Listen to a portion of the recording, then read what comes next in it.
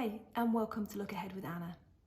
This week, the first story up is how Gen Zers and their values are redefining the luxury market. And what does that mean for the business events industry, and how can we learn from it? Well, first of all, it seems that status and prestige is out and sustainability and inclusivity is in.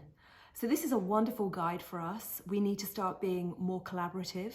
We need to be transparent about what we're doing and what our organizations are doing. We need to be partnering with like-minded brands and ensuring that we're bringing in the values that really align with our audience now, because our audience numbers are growing in this area and getting younger and younger. So it was a brilliant article by MPI Pulse. There's a lot of different tips in here and definitely something to watch, I think, when you're looking at the future strategy for this industry. Number 2 is the Global Destination Sustainability Index have pulled 6 trends out of the data from their 2022 collection. And they're really trying to pinpoint what it is that the destinations that are investing in sustainability are doing, and how is that moving forward for a greater strategy involvement for all DMOs or CVBs. What they're finding really is that these strategies are coming together collaboratively. They're having many more voices at the table, from stakeholders to a lot of voices that would not normally have been in the original ecosystem, and enabling a much greater EDI lens on how these strategies are being put together.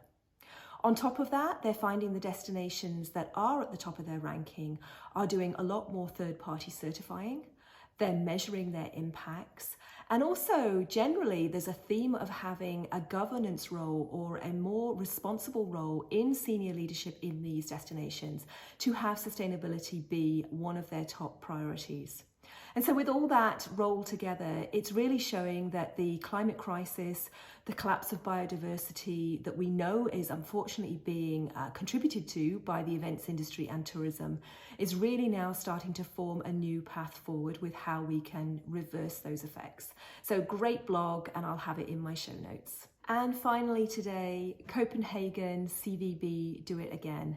They are now at the forefront of something that's quite revolutionary for our industry.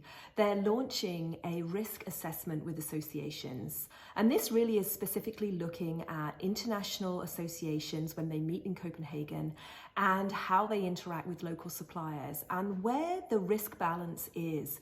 And what does it look like on both sides for organizing congresses? Where is the risk? What are those pieces that become mutual risk? And where can we start to find some solutions to move the industry forward, to really balance this out and to ensure that organizations and associations can continue to meet successfully, moving their objectives forward, helping destinations' objectives to move forward, but doing that all in a much more transparent way. And I will keep this one close on the radar because it's something that I think we can all benefit from. So as usual, if you're finding these tips useful, please do forward this on to someone else, and I will be back with you next week. Bye-bye.